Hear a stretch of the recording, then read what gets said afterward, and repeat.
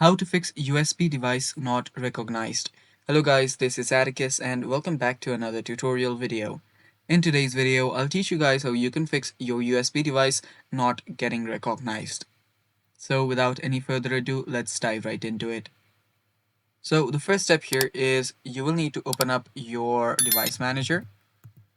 So open up your device manager, and after you open up a device manager, right under here, you'll find an option called USB connector managers.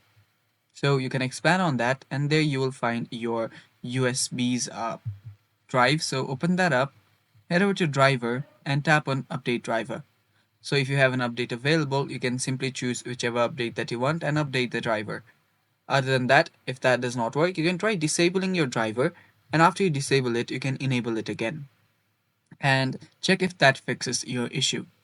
If that does not fix your issue, what you can then do is open up your CMD. So open up your CMD. And after you open up your CMD, you'll need to type in this code right here. So let me zoom in right here. So let me change this a bit.